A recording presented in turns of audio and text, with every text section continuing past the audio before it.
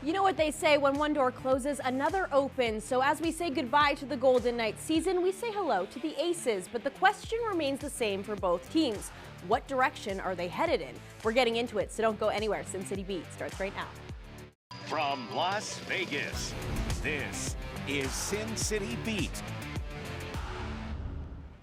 Hello, and thank you for joining us on Sin City Beat. I'm Mariah Jano. Sin City Beat is the show that dissects the Vegas sports world through the eyes of the storytellers leading the charge. On this week's show, we have Case Keeper of the Las Vegas Sun. We have Fox 5 sports anchor and reporter Vince Sapienza. And we have the best dressed man in studio, Chris Chapman of Fox Sports Las Vegas. You're looking sharp. My goodness. Thank you. What was the inspiration? Well, I knew I had to look better than Vince. Right. That's easy. No, that's totally fair. All right, guys, let's get right to it. A 50-win season, Pacific Division champions, in turn guaranteeing home ice through the first two rounds of the Stanley Cup playoffs, and most importantly, a healthy lineup heading into the postseason. All of these things had the Vegas Golden Knights primed for the postseason, but in the end, it did not matter after a second-round exit came against the Edmonton Oilers in 5 games. So back-to-back seasons of getting bounced early. Chris, who do you think is to blame for this exit this time around? I hate playing the blame game, but it's our job at this point. Yeah, listen, I'm not going to blame anybody. I'm going to give credit to the Edmonton Oilers. I just think they were better. I mean, that's the easiest way to put it. I guess the part that's maybe discouraging is the fact that you didn't get beat by Connor McDavid and Leon Draisaitl. You got beat by guys down the lineup, but that's a really good team. I think it's a better team than a lot of us maybe gave them credit for. I thought Stuart Skinner came in and played pretty well in place of Calvin Pickard, who got injured in the series, and here I was before the series. If we see Stuart Skinner, that's a good sign. Well, maybe not. And no blame. I think you give credit to Edmonton. They played a really great series, and they deserve to win and go through. Yeah, I mean, Skinner got pumped by LA in the first round, but, you know, Vince, when we're looking at this series, going into it, of course, the biggest names you have circled, Leon Draisaitl, Connor McDavid. As Chris mentioned, the depth there is what really ended up beating the Knights. 10 different players scoring on even strength. Were you anticipating that? You know, so when looking at it, if you're going to get beat by the Edmonton Oilers, you're thinking you're going to get beat by Connor McDavid and Leon Draisaitl, not Connor Brown, not Evander Kane, not some of those other guys. So when I look at the blame game, if we are going to blame somebody, I'm looking at the Golden Knights scoring, plain and simple. And that's not Jack Eichel, that's not Mark Stone, because their games did come around. I'm looking at Tomas Hertl. I'm looking at Pavel Dorofeyev. I'm looking at, to an extent, Noah Hanifin, Shea Theodore. I'm like, the Golden Knights offense is driven by their blue line. And you didn't get a lot of production from their defensemen, and you didn't get a lot of play from the Ivan Barbashevs, the Brett Howdens of the world, who scored goals in big-time games and throughout consistently the regular season. So there's a lot of blame to go around, and I do think in this case it's not one person, it is a lot of different players. And I can't exclude Adin Hill either. I mean, he was far from one of the Golden Knights' best players. So he had moments here and there, but nowhere near to the performances he needed to have for this team to have a deep run. Case, are you looking more at that lack of offensive production or the goaltending, a combination of both, like Vince was alluding to? Yeah, well, I really wanted to come out and be just total opposite of Chris to stand out next to this outfit. But I gotta say, what I think is exactly, I think he nailed it. I totally agree with him. I think you have to credit the Oilers. I will say I did expect the Oilers to win this series. I picked them. The thing I did not expect at all was the depth coming through to win it for them. I think I even wrote a column. This series is not about depth. The Golden Knights are playing it up going into. I really thought those guys that carried the Golden Knights offense through the regular season when we didn't know if they'd have much offense coming into the year, I thought they'd show up again and really went up and down the lineup, and that just didn't happen. But I think you got to give credit to those Oilers guys, especially they found something on defense. I mean, I think that Klingberg-Wallman pairing was all of a sudden like lights out, and Matthias Ekholm, their best defenseman's hurt. So I think you have to say the Oilers found some things. Playoff hockey's a fickle beast. It can go a lot of ways. So I'm not totally concerned about the Golden Knights offense. You go back to the regular season, they did a lot of good things. They just couldn't find it in the playoffs. Defensively, Vince, how are you feeling about this team? Well, I don't think they played. So everything is going to be compared to 2023, obviously their Stanley Cup run. The Golden Knights defense was nowhere near what they did in 2023, where they were just a force in the middle of the ice and nobody could get through. They were porous, let's just call it that way. Alex Pietrangelo was beaten up. Noah Hanifin was getting moved back and forth between he and Nick Hague. with Zach Whitecloud, and I'm not making excuses. That's just the facts. In 2023, they did not change their pairings. They were set. They did not move. The chemistry was at an all-time high. Again, it was a lot of little things that just didn't seem to work out. I feel like Edmonton more so climbed the ladder to what Vegas was, and Vegas may have been dropped down a few notches. Part of that is the depth shining through for Edmonton, and a lot of that, you can't lose 2 overtime games in a series and expect to win. Yeah, absolutely. All right. Still to come on Sin City Beat, lockers have been cleaned out and exit interviews have been had. So now what? Well, Vegas's front office has some decisions to make this offseason. Who should stay? Who should go? We're getting into it next. You're watching Sin City Beat. Welcome back. In the 2 years since winning the franchise's first Stanley Cup in 2023, the Vegas Golden Knights have not been able to make a deep playoff run since falling to the Stars in Game 7 in the first round last year. And now, most recently, the Oilers exacting revenge from 2023 in the second round.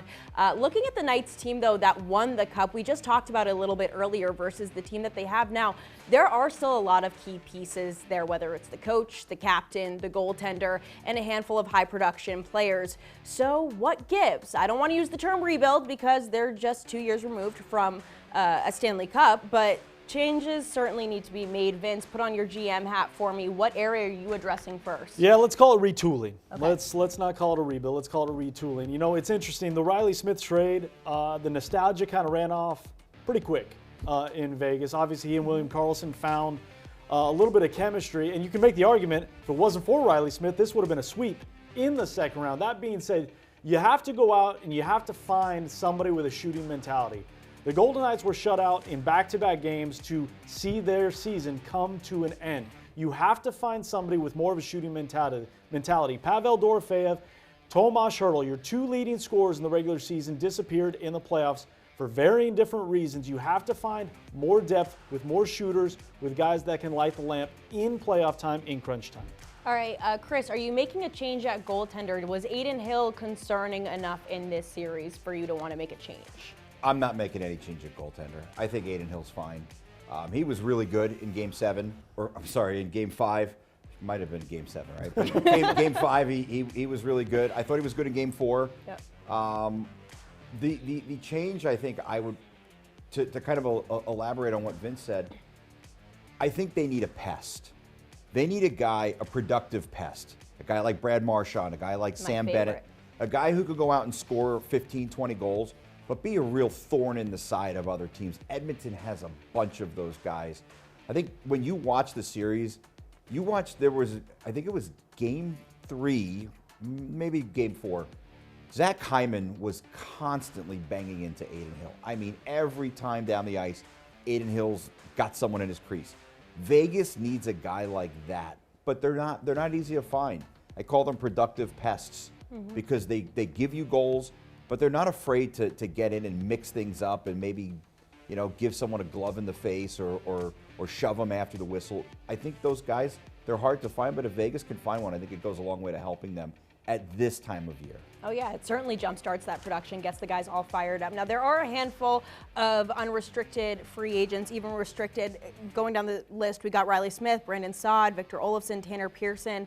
I know the Jack Eichel contract is also a pressing issue for them, Case, but of any of those guys that I just listed, even the restricted free agents, is there anyone that you're like, we don't need them, guys that you think should absolutely be re-signed? I mean, most of those guys to me are kind of expendable, not to be so harsh on them. I think number one for me is the Eichel extension. Get that done. It's going to be fascinating to watch because this front office has been so good about not overpaying for players, especially not going deep into the contract years like we saw with Jonathan Marchessault last year. But Jack Eichel, this is like a fringe top 5 player in the league, definite top 10. You're probably going to have to overpay a little bit in the later years, but you got to get that done, and then you got to find value elsewhere. Find some guys that you can get on maybe a little bit better deal that can have that bully mentality or have that shoot at all costs. I do think those are two places they need it, but you're going to have to be a little creative. Actually, I'm a little different with Vince. I think I would bring back Riley Smith. He wasn't great by any means. He had some times where he disappeared, but he also had some great moments. Probably the best moment of the season, scoring with 0.4 seconds left. It sounded like he'd be open to coming back at a discount. So I think with the team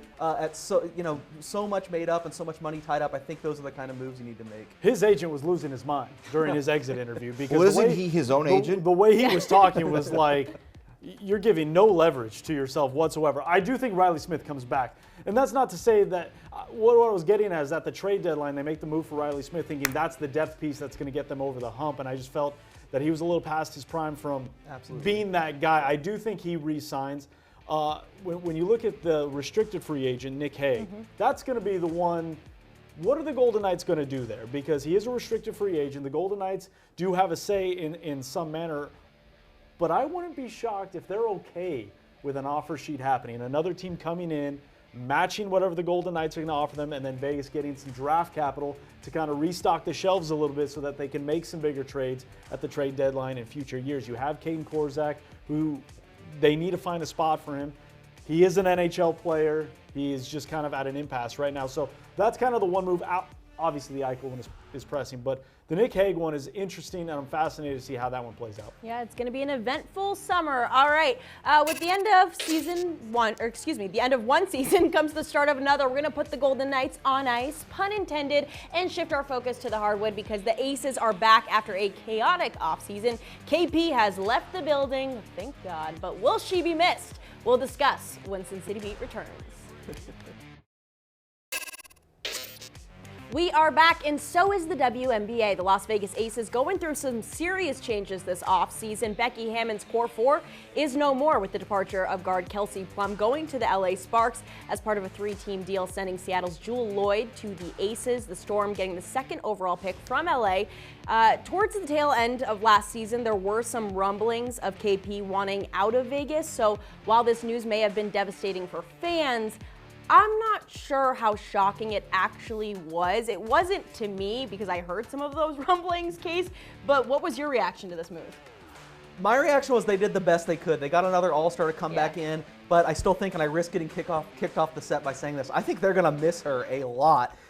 Stat to stat, it might look like Jewel Lloyd and her are stack up comparatively, but basketball is just not a game like that. You need the pieces to all match, and I think she was such a great fit with Asia Wilson, such a great fit with Chelsea Gray, Jackie Young, that core four you allude to, that it's just going to take time to kind of get Jewel Lloyd. I think the spacing she brought, the playmaking, different skill set for Jewel Lloyd. So I think on the court, it was inevitable she was going to leave, but there's still going to be some growing pains without her. Yeah, I mean, we heard Becky Hammon talking after the season opener against the Liberty, talking about how it's going to take a minute to establish rhythm and chemistry. It doesn't matter if you have someone like Jewel Lloyd coming into the lineup. It still takes a minute for everyone to kind of gel together. Vince, what do you think the Aces are going to miss most from KP? Yeah, when I hear chemistry, especially when it comes to basketball, I hear more hierarchy than actual chemistry. So valid. When Kelsey Plum was here, there was, her and Asia and not really Chelsea, but in a sense Chelsea, they kind of found their way and understood the hierarchy of who was number one, who was number two, who was number three. And I think with Jewel Lloyd coming in here, she was the alpha in Seattle, right? Like nobody took her shots away.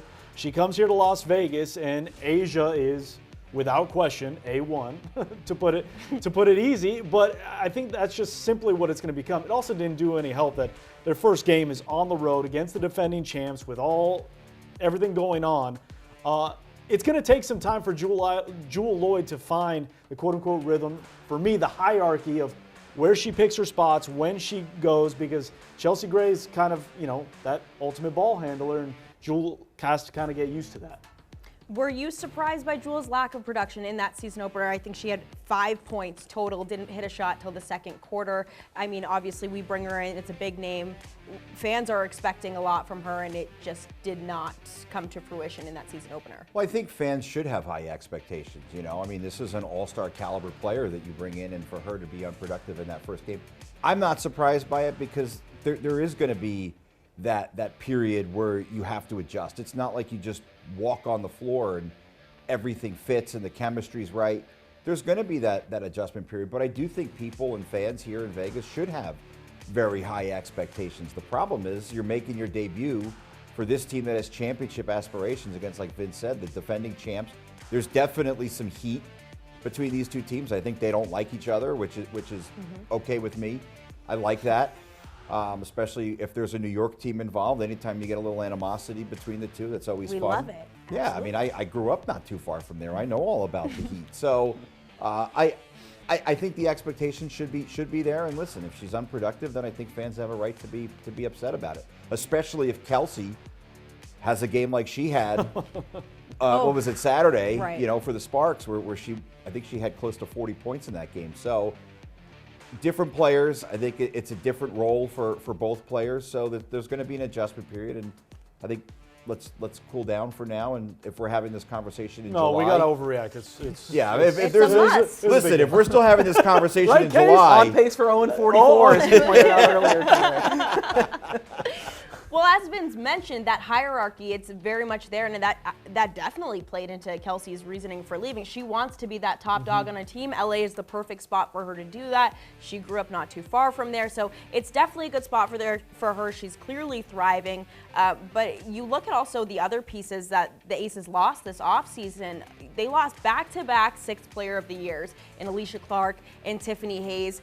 Do you think that has an impact? I feel like especially on their defensive game and their transition game, Case. And Kate Martin, too, right? And Kate Martin, the rookie of course, from last yeah. year taken in the expansion draft. So, yeah, there's just a lot of pieces. I will say now, so I feel like we've been a little doom and gloom. The one positive for me that I think we could probably all agree on is Chapman, not me. I just think the world of Becky Hammond. If anyone's going to figure this out, I feel like she's the best coach in the WNBA. She's proven. She has a great scheme. I think you could even say that Jewel Lloyd's lack of production in the first game, you could kind of look at it as a positive, that she's trying to find her right place. She's not going to throw up 30 shots, take looks away from Asia.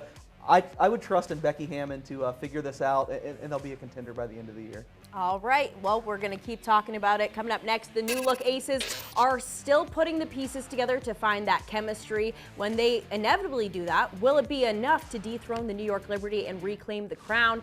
That season opener in Brooklyn may have given us the answer, but we're still going to chat about it. I know we started talking about it. We're going to talk about it even more, so stick around when Sin City Beat rolls on.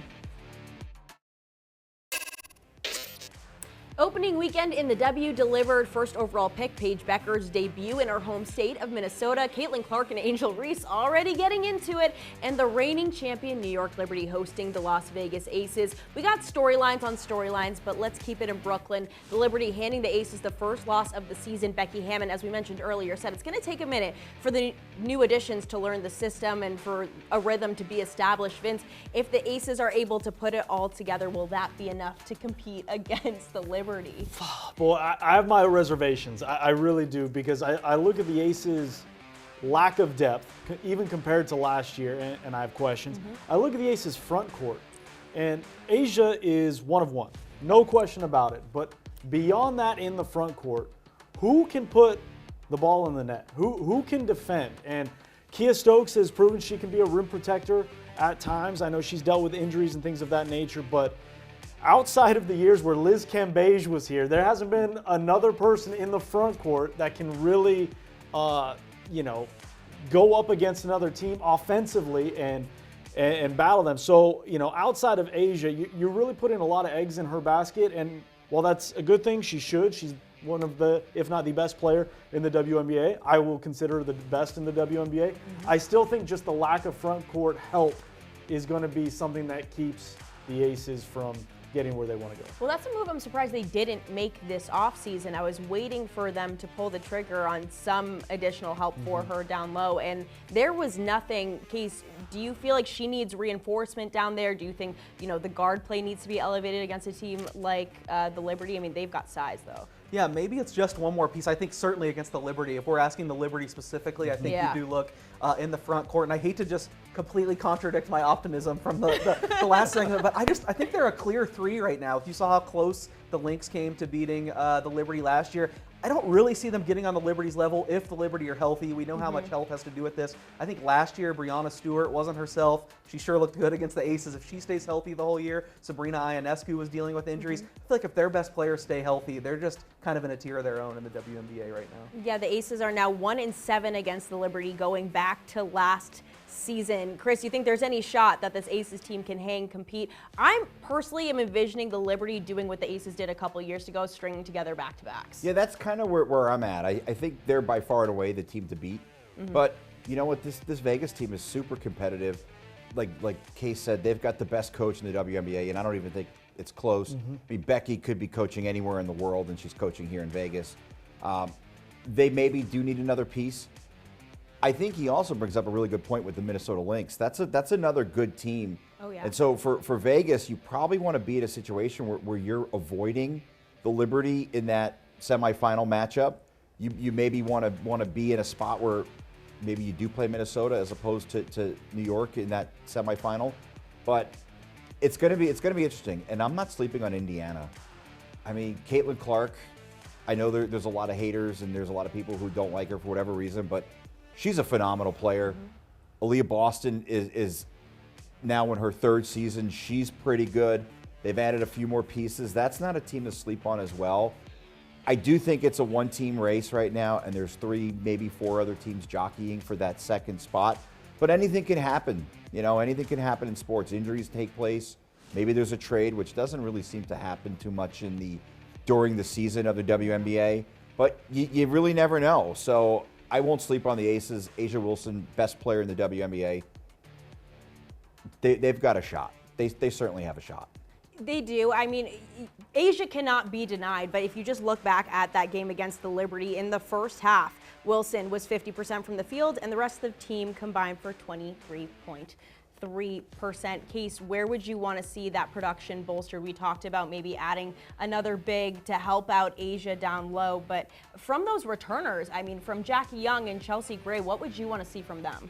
Yeah, I need to see. I mean, Jackie Young should hit her threes. I know Chelsea's a decent shooter, but I think they need one more person that can really space the floor. Jewel Lloyd's coming off the worst three-point shooting year of her career. I think she shot like 27% last year. I know she said she wants to fit in on the Aces. She's working on that in her defense. I think if she does that, they might be okay. All right. Well, we got the whole season ahead of us, so we will see what happens. Thank you guys for joining me. We got Chris, we got Case, we got Vincenzo. I am Mariah Janos. We'll see you next time on Sin City Beat.